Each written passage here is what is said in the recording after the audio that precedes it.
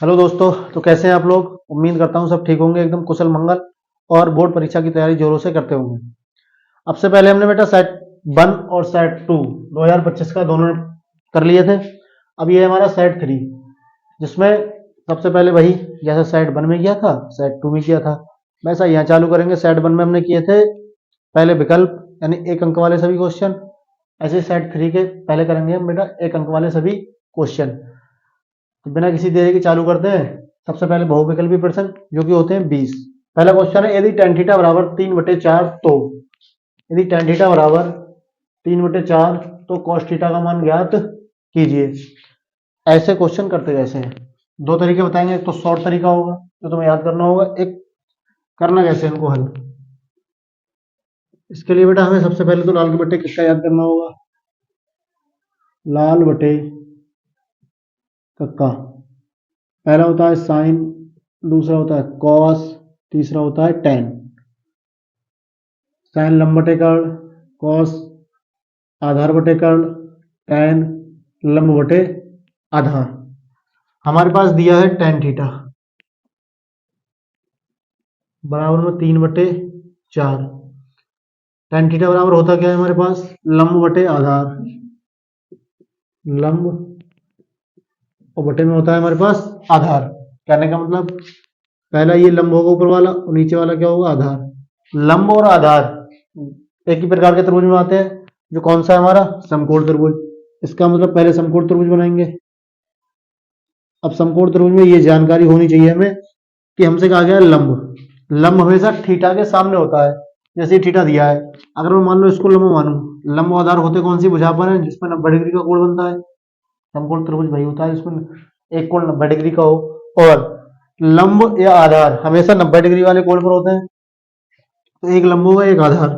मान लो लंब मान लिया मैंने ये जो कि दिया है 3, तो हमसे कहा गया tan थीटा, तो थीटा मानेंगे ये क्योंकि थीटा के सामने वाली भुजा ही कहलाती है लंब। बटे में क्या है, आधार।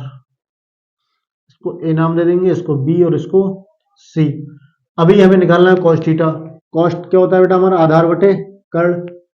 आधार बटे में क्या होता है, कर्ण। यानी कि आधार बटे कर्ण। आधार हमारे पास 4 है, कर्ण हमें अभी निकालना है। जब ये निकालना है तो पाइथागोरस प्रमेय लगाते हैं बेटा समकोण त्रिभुज में। बिना पाइथागोरस प्रमेय के कर्ण नहीं निकाल पाएंगे। तो लिखेंगे त्रिभुज एबीसी में, त्रिभुज एबीसी में पाइथागोरस प्रमेय से क्या होती है पाइथागोरस प्रमेय, कर्ण का स्क्वायर बराबर होता है आधार स्क्वायर प्लस लंब के स्क्वायर के। कर्ण जो कि हमें एसी है यहाँ पर दिया हुआ त्रिभुज में, तो एसी का स्क्वायर बराबर आधार जो कि कितना बेटा 4 प्लस लंब कितना दिया है 3। ए सी स्क्वायर बराबर 4 का स्क्वायर 16, 3 का स्क्वायर 9। ए सी स्क्वायर बराबर 16 9 कितना होता है बेटा 25। हमें निकालना है ए सी 25। स्क्वायर दूसरी साइड में जाके किसमें बदलेगा, रूट में। और 25 किसका रूट होता है, 5 का वर्ग होता है। इसका मतलब 25 का रूट आ जाएगा 5। अभी ए सी हमने करवाना था तो कर आ गया हमारा 5। कितना आ गया ये 5। हमें निकालना है बेटा cos थीटा। cos थीटा क्या होता है, cos थीटा आधार बटे कर्ण, ऊपर आधार बटे में कर्ण। आधार आधार कितना है हमारे पास में 4, यहां से भी देख सकते हैं ये कितना है 4। कर्ण जो कि हमने अभी निकाला है कितना आया बेटा 5। तो इस हिसाब से हमारा cos थीटा बराबर हो जाएगा 4/5। कोई ऑप्शन है इसका? ऑप्शन नंबर ए हमारा करेक्ट हो जाएगा। सवाल नंबर 1 का ऑप्शन नंबर 1 करेक्ट। अगले हमारा बेटा सवाल नंबर 2 जो कि प्रायिकता का है। किसका है ये, प्रायिकता। प्रायिकता निकालने का सूत्र क्या होता है, किसी भी घटना के घटित होने की प्रायिकता। किसी भी घटना के घटित होने की प्रायिकता इसे पीई से लिखा जाता है। बटे में होती है बेटा कुल घटनाएं, कुल संभव घटनाएं। ऊपर लिखी जाती है बेटा अनुकूल घटना, यानी जो परिणाम आएंगे वो ऊपर।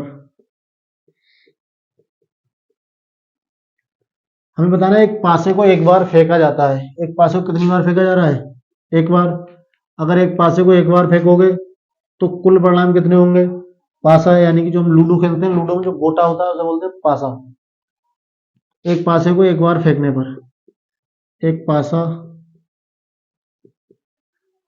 एक बार फेंकने पर कुल संभव घटना है। यानी पासा अगर हम फेंकेंगे तो कौन कौन सी संख्या आने की संभावना है। बेटा पासे पे एक होता है, एक भी आ सकता है, दो भी आ सकता है, तीन भी आ सकता है, चार भी आ सकता है, पांच भी आ सकता है और छह। इन छह संख्याओं में से कोई सी संख्या आ सकती है ऊपर। तो एक पासा एक बार फेंकने पर कुल संभव घटना कितनी हो जाएगी, टोटल छह। हमसे पूछा क्या गया है, सम संख्या आने की प्रायिकता, यानी कि सम संख्या आने की संभव घटना कितनी होंगी, सम संख्या आने की अनुकूल घटना है।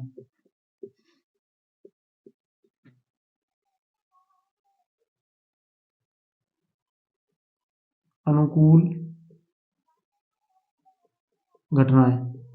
सम संख्या देख लो कौन कौन सी है बेटा। सम संख्या क्या होती है, जो दो से कट जाती हैं, दो से विभाजित हो जाएंगी, वही कहलाती है सम संख्या। तो इसमें देखो सम कौन कौन सी है, एक, दो, तीन। इन दो से कौन कट जाएगा, दो कट जाएगा, चार कट जाएगा और छह। तो दो, चार, छह, ये सभी संख्या कैसी हो जाएंगी, सम। टोटल मिलाओगे तो कितनी है ये, तीन। हमें निकालनी है प्रायिकता सम संख्या आने की। सम संख्या आने की अपॉन में कुल घटना है। कुल घटना कितनी है, छह। ऊपर लिखेंगे संभव या अनुकूल घटना है। अनुकूल घटना कितनी है हमारे पास, तीन।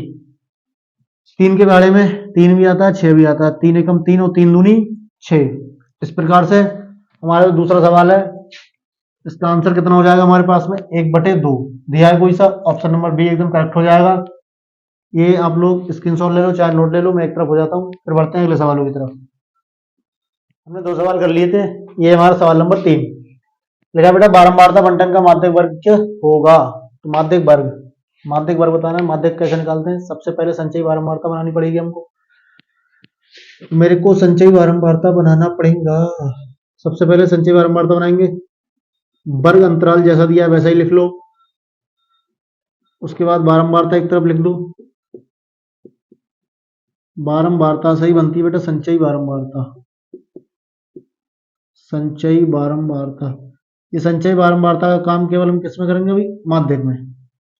सबसे पहला वर्ग है हमारा 0 से 10, जिसके लिए बारंबारता दी है 7। 10 से 20, जिसके लिए बारंबारता दी है हमारे पास 8। 20 से 30, इसके लिए बारंबारता दी है हमारे लिए 15। 30 से 40, इसके लिए बारंबारता दी है 10। 40 से 50, बारंबारता दी है 5। संचयी बारंबारता कैसे बनाते हैं बेटा, सबसे पहला वाली बारंबारता जैसी है वैसी, जैसी है वैसी, जैसी की तैसी। दूसरे में क्या करते हैं, इधर लाएंगे, इसको प्लस करेंगे, इधर लाके लिख देंगे। साथ में कितना जोड़ोगे, 8। 8 और 7 15। अब 15 में 15 जोड़ो, कितना हो जाएगा 30। 30 में 10 जोड़ो 40। 40 में 5 जोड़ो 45। ये बारंबारता बनाएंगे संचयी बारंबारता। उसके बाद हमें निकालना है बेटा एन का मान। एन का मान जो भी बारंबारता दी है सबको जोड़ दो, तो एन निकल के आएगा। कितना बैठेगा, मैंने जोड़ लिया, कितना आएगा 45, क्योंकि जब ये 45 आया तो ये भी 45 जोड़ के तो किया हमने। उसके बाद 45 आ गया एन का मान, फिर निकालते हैं n/2। n/2 यानी 2 से भाग करेंगे। जब n को भाग 2 से किया तो 45 n के बराबर ही है, यानी 45 को भाग कर दोगे 2 से। 45 को 2 से भाग करो, 2 दूनी 4, 2 दूनी 4, एक बचा, पॉइंट लगाया, 0 बढ़ाया, 2 पंजे 10। 22.5 दूनी भी तो 45 होता है, तो 45 का आधा कितना हो जाएगा, 22.5। अब ये देखेंगे 22.5 आएगा किसके अंतर्गत, 7 से बड़ा है, 15 से भी बड़ा है, लेकिन 30 से छोटा है, तो 30 में 22.5 आराम से फिट हो जाएगा। इसी को लॉक कर लो। लॉक किया और जीत गया 7 करोड़। लॉक कर लिया। सामने वाला क्या है, हमारी बारंबारता, जो वर्ग आया इसके अंतर्गत वही क्या हो जाएगा हमारा माध्यक वर्ग। तो वर्ग कौन सा है, 20 से 30। 20 से 30 आंसर कौन सा है, सी। तो ये हो गया हमारा माध्यक वर्ग 20 से 30। आगे बढ़ते हैं बेटा सवाल नंबर 4। बहुत ही सरल सवाल है, इससे सरल तो कुछ नहीं है, इससे सरल कुछ नहीं है। क्यों? हमें बताना है बहुलक वर्ग। बहुलक वर्ग क्या होगा? केवल बारंबारता देख लो, जो सबसे ज्यादा है उसी के सामने वाला वर्ग बहुलक वर्ग कहलाता है। सबसे ज्यादा बारंबारता कहाँ है? 11। 11 के सामने क्या है? 10 से 15। तो ये हो गया हमारा आंसर नंबर डी, एकदम ठीक, करेक्ट और सटीक। तो हमने सवाल नंबर 3 कर लिया। सवाल नंबर 4, चाहो तो स्क्रीनशॉट ले लो या नोट कर लो, मैं तब तक हट जाता हूँ एक साइड में। सवाल नंबर 4 तक कर लिए थे बेटा हमने। अभी हमारा सवाल नंबर 5 लिखा है, निम्नलिखित में से कौन सी किसी घटना की प्रायिकता नहीं हो सकती है? तो एक चीज याद कर लो, जो प्रायिकता होती है हमारी, प्रायिकता वो हमेशा 0 से लेके 1 के बीच में होगी। 0 से लेके 1 के बीच में। 0 से छोटी यानी कि ऋणात्मक नहीं हो सकती, ऋणात्मक नहीं हो सकती, और 1 से ज्यादा, 1 से ज्यादा कभी भी ये नहीं हो सकती। हमेशा जो भी मान आएगा प्रायिकता का 0 से लेके 1 के बीच में आएगा। 0 से 1 के बीच में, ना 0 से कम ना 1 से ज्यादा। अब देख लेते हैं। माइनस की 1 कभी नहीं हो सकती। लिखा क्या है, निम्नलिखित में से कौन सी किसी घटना की प्रायिकता नहीं हो सकती? तो ये 0 से कम यानी माइनस, ये वाली ही नहीं हो सकती। तुम्हारा ऑप्शन नंबर भी एकदम करेक्ट हो जाएगा। 1 भी हो सकती है, 1/2, 1/2 का मतलब है आधा, 0.5 ये भी हो सकती है। 1/3 का मतलब है 0.333, ये भी हो सकती है। एक चीज और हमेशा याद रखना, अगर भिन्न कोई ऐसी लिखी है जिसमें भिन्न में दो चीजें होती हैं, एक अंश होता है और एक हर। अगर हमारा अंश बड़ा है हर से, अंश अगर बड़ा है हर से, तो वो वाली भिन्न कभी भी प्रायिकता नहीं हो सकती, वो कभी भी प्रायिकता नहीं हो सकती। अंश हमेशा कैसा होगा? हर से छोटा। हर से छोटा होगा अंश, तब तो वो प्रायिकता हो जाएगी, अन्यथा कभी भी प्रायिकता नहीं होगी। और प्रायिकता कहाँ नहीं होगी बेटा? माइनस में। ये वाली माइनस में दी थी और हमसे पूछा भी यही गया था, निम्नलिखित में से कौन सी किसी घटना की प्रायिकता नहीं हो सकती है? तो कौन नहीं हो सकती? माइनस की 1। आगे बढ़ते हैं बेटा क्वेश्चन नंबर 6 की तरफ। लिखा है, यदि 3 कॉट ए बराबर, दिया गया हमें 3 कॉट ए बराबर 4, यानी अगर कॉट ए का मान निकालोगे तो 4, ये गुणा वाला कहा जाता है भाग में। कॉट ए बराबर आ जाएगा हमारे पास 4/3। हमको निकालना है 1 माइनस टेन स्क्वायर ए और 1 प्लस टेन स्क्वायर ए। अगर ये निकालना है 1 माइनस टेन स्क्वायर ए और 1 प्लस टेन स्क्वायर ए, तो उसके लिए हमें टेन का मान चाहिए। किसका मान चाहिए? टेन का। वैसे तो हम निकालते हैं बेटा त्रिभुज बनाकर। कैसे निकालते हैं? त्रिभुज से समकोण त्रिभुज, पाइथागोरस प्रमेय लगाएंगे, लंब कर्ण, ये सारी चीजें चाहिए। दूसरी चीज, हमें एक रिलेशन पता होता है कॉट और टेन में, कि कॉट बराबर होता है 1/10 के। इसका मतलब जो कॉट होता है वो हमेशा टेन का कैसा होता है? उल्टा। तो टेन कॉट का उल्टा हो जाएगा। अगर कॉट ए से टेन ए में जाना है तो मानों को कैसा कर देंगे? उल्टा। जो कॉट ए का मान दिया है ठीक उसका उल्टा क्या हो जाएगा? टेन ए का मान। कॉट ए दिया है 4/3, तो टेन हो जाएगा 3/4। अब हमें करना क्या है बेटा? 1 माइनस टेन स्क्वायर ए अपॉन में 1 प्लस टेन स्क्वायर ए। टेन की जगह टेन का मान लगा दो, 1 माइनस टेन ए का मान है 3/4, स्क्वायर लगा देंगे। 1 प्लस टेन ए का मान है 3/4, स्क्वायर लगा तो स्क्वायर लगा दो, 1 माइनस 3 का स्क्वायर कितना होता है? 9। 4 का स्क्वायर 16। जिसे निकालना नहीं आता है, स्क्वायर का मतलब होता है घात 2, और घात 2 का मतलब वो संख्या कितनी बार गुणा में? 2 बार। जैसे 3 पर अगर घात 2 लगी है, इसका मतलब 3 कितनी बार गुणा में लिखा है? 2 बार। तो 3 3 9। कोई ऐसा नहीं कर देगा 3 दूनी 6, ये सरासर गलत है। अपॉन में 1 प्लस 3 का स्क्वायर 9, 4 का स्क्वायर 16। ये बेटा देखो 16 एकम 16, और 16 में से कितना माइनस कर देंगे? 9। 16 एकम 16, जिसको समझ नहीं आ रहा है बटे में 1 मानेगा, आड़ी तिरछी गुणा, बटे में 1 आड़ी तिरछी गुणा करो, ये हो जाएगा 16 एकम 16, एक नेम 9, 16 एकम 16। ऐसे ठीक बटे वाले को कर लेंगे, 16 एकम 16 प्लस का चिन्ह है, एक नेम 9 अपॉन में 16 एकम 16। बटे वाले से बटे वाला कैंसिल, 16 में से 9 घटाओ, 16 में से कितना घटाना है हमको? 9। कितना बचेगा? 7। 16 में से 9 हटाएंगे कितना बचेगा 7। 16 में 9 जोड़ेंगे तो कितना हो जाएगा 25। तो आंसर हो जाएगा हमारा 7/25। ये आया हमारा गोरा गोरा आंसर, सॉरी नीला नीला। बकाया बेटा आप लोग इसको नोट कर लो, फिर बढ़ते हैं आगे की तरफ। हमने कर लिए थे। अगला बेटा हमारा सवाल नंबर 60। अगर ऐसा कोई सवाल आया और आंख मीच के तुमको नहीं कर मिला, आंख बंद कर गए, तो तुम भूल जाओ कि तुम्हें पेपर देने हैं, क्योंकि करना क्या है, केवल cos 60 का मान कितना होता है 1/2। पेपरों का टाइम है, इतने टाइम तक तो सारी हर बच्चे ने याद कर ली होगी। मुझे उम्मीद है तुमको भी याद होगी। अगर नहीं है याद तो थोड़ी शर्म करो, याद कर लो, और या फिर हमारे साथ जुड़े रहो और कमेंट बॉक्स में दे मारो कि हाँ मैं याद नहीं है सर, और बता दो। अगला सवाल नंबर हमारा 8 लिखा है 1 + cot स्क्वायर थीटा और 1 + tan स्क्वायर थीटा का मान होगा। इनमें से कोई सा मान लगाना है बेटा। कॉट और टैन दोनों को साइन या कॉस में बदल लेंगे। पहले लिखा है 1 + cot square theta, 1 + cot square theta और 1 + tan स्क्वायर थीटा। कॉट का मतलब होता है cos थीटा बटे sin थीटा, दोनों पर स्क्वायर लगाए तो स्क्वायर लगाओगे। tan का मतलब होता है बेटा sin थीटा बटे cos थीटा, स्क्वायर लगाए तो दोनों पर क्या लगा देंगे स्क्वायर। यहाँ बटे में 1 मानेंगे, यहाँ पर भी बटे में 1, और आड़ी तिरछी क्या कर लोगे यहाँ से गुणा। साइन एकम साइन, स्क्वायर लगाए स्क्वायर, प्लस कॉस एकम कॉस, अपॉन में लिखा है बेटा साइन स्क्वायर थीटा। फिर बटे वाले को ऐसे ही कर लो, कॉस एकम कॉस प्लस साइन एकम साइन, स्क्वायर लगाते लगा देंगे, कॉस की गुणा 1 से करोगे कॉस स्क्वायर थीटा ही आएगा। नेक्स्ट काम क्या करना है, ये लिखा है sine square theta plus cos square theta, cos square theta plus sine square theta, सर्व समीका 1। अच्छे से याद होनी चाहिए सभी सर्व समीकाएं।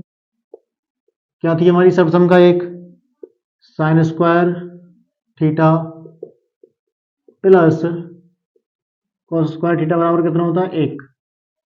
जहां sign square theta plus cos square theta मिलेंगे वहां कितना लगाओगे 1। यहाँ पर भी 1 हो जाएगा ऊपर, अपॉन में कितना लिखा है साइन स्क्वायर, इसको ऐसे ही रहने दोगे। Cos square theta plus sine square theta बराबर 1, अपॉन में क्या लिखा है कॉस स्क्वायर थीटा। हमने जब छोटे क्लासों में थे तो कुछ सवाल किए थे। क्या सवाल किए थे, अगर दो संख्याएं दो भिन्न लिखी हैं ऐसे 5/4 भाग 4/5, करते क्या थे उनमें, भाग वाले को गुणा में चेंज करते थे और जो दूसरी भिन्न लिखी होती उसे उल्टा पुल्टा कर देते, लाते ऊपर मूल नीचे, वैसे यानी सिर नीचे हो जाता था उसका। 4/5 की जगह कितना होता था 5/4। भाग का मतलब लिखा होता है बटे में, भाग का मतलब ही क्या होता है बटे में, ये भी बटे में लिखा है। इसका मतलब अगर इसको गुणा में ले जाओगे तो नीचे वाला ऊपर जाएगा, ऊपर वाला नीचे, यानी कि 1/sin स्क्वायर थीटा तो ऐसे ही रखोगे, ये बटे वाले गुणा का चिन्ह लगाओगे तो उल्टे हो जाएंगे, ये सबसे नीचे वाला कहाँ जाएगा ऊपर, और ये ऊपर वाला कहाँ जाएगा नीचे। गुणा कर लो इसकी, कॉस स्क्वायर की 1 से गुणा करोगे कॉस स्क्वायर थीटा ही आएगा, साइन स्क्वायर की 1 से गुणा करोगे साइन स्क्वायर थीटा, और कॉस बटे साइन क्या होता है हमारे पास कॉस बटे साइन। कॉस बटे साइन जो होता है बेटा वो होता है कॉट, तो लिख सकते हैं इसको कॉट। स्क्वायर लगाया तो उस पर भी क्या लगा देंगे स्क्वायर। तो इस हिसाब से हमारा ऑप्शन नंबर डी एकदम हो जाएगा करेक्ट, कितना कॉट स्क्वायर थीटा। बढ़ते हैं नेक्स्ट सवाल की तरफ। लिखा है सवाल नंबर 9, यदि एलसीएम 35/63 दिया है 315, हमें निकालना है एचसीएफ। एलसीएम होता है बेटा लासा, एचसीएफ होता है मासा।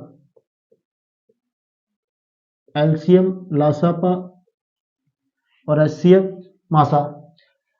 इसके लिए बेटा एक संबंध होता है लासा मासा और दो संख्याओं के बीच। क्या होता है, दो संख्याओं का गुणनफल। मान लेना दो संख्या ए व बी है, अगर इन दोनों की गुणा करें तो इन्हीं दोनों का एलसीएम, इन्हीं दोनों का एलसीएम व इन्हीं दोनों के एचसीएफ ए व बी के, अगर एलसीएम व एचसीएफ की गुणा करें और इन दोनों संख्याओं की गुणा करें तो दोनों हमेशा कैसे रहते हैं बराबर।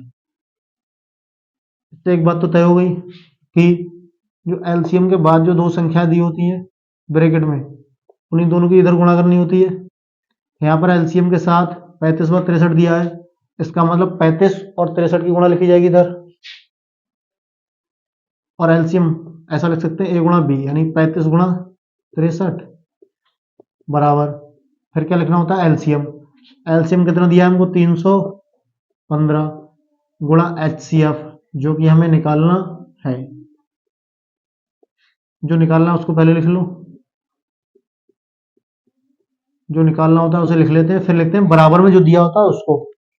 अब इसके साथ वाले को भी छोड़ दो, बराबर में कितना लिखा है 35 63 लिख लिया। फिर जो गुणा वाला है उसको भी दूसरी साइड में ले जाना पड़ेगा, क्योंकि हमें निकालना तो केवल एचसीएफ है, तो एचसीएफ रोक लिया। अब ये गुणा वाला जब दूसरी साइड में जाएगा तो किस में पहुंचेगा बेटा, भाग में। तो भाग में आ जाएगा हमारे पास 315, 7 से कट जाएगा ये, 7 3 21, 7 चौक 28, 28 और 3 31, सही, 7 9 63, 7 चौक 28, कितना बचा 3 31 हो गया, 7 पंजे 35, 9 एकम 9, 9 पंजे 45, 5 सत्ते 35। तो यहाँ से हमारा जो एचसीएफ है 35,63 कितना आएगा 7। है कोई ऑप्शन? ऑप्शन नंबर बी दौड़ के एकदम बिल्कुल ठीक हो जाएगा। उसके बाद है सवाल नंबर 10। क्या करना है इसमें? सवाल नंबर 10 में लिखा है संख्याओं 12 15 और 21 का एलसीएम होगा। तो एलसीएम निकालना है, चाहे भाग विधि से निकाल दो चाहे गुणनखंड विधि से निकाल लो, दोनों से निकल जाएगा। अगर गुणनखंड विधि से निकालना है तो सबसे पहले 12 गुणनखंड करो, 2 से कट जाएगा, 2 छंग 12, 2 तिया 6, 2 तिया 6, 3 एकम 3, फिर 15 को काटो, 15 3 से कट जाएगा, 3 पंजे 15, 5 एकम 5, उसके बाद 21, 21 3 से कटेगा आराम से, 3 सत्ते 21 और 7 एकम 7। बेटा तीनों के गुणनखंड लिख लोगे एक एक करके। सबसे पहले क्या दिया था 12, कितने आए 2 गुणा 2 गुणा 3, उसके बाद 15 कितना हुआ हमारा 3 गुणा 5, उसके बाद 21 कितना है 3 गुणा 7। हमें निकालना था क्या एलसीएम। क्या निकालना है एलसीएम किस किस का 12 15 और 21।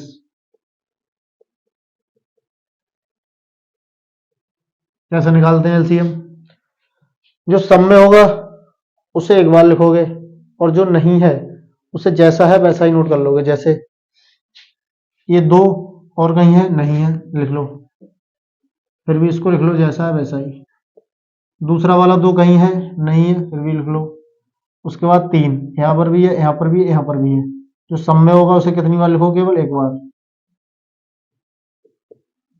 फिर इसमें 5 बच गया और कहीं नहीं है, 5 को भी लिख लो।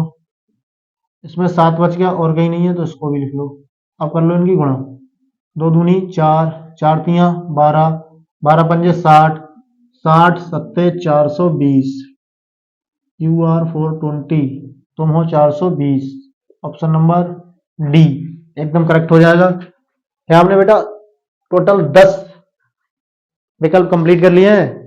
इसके आगे के जो विकल्प हैं वो करेंगे अगले वाले सेशन में, यानी कि अगली वीडियो में। तब के लिए थैंक यू, धन्यवाद।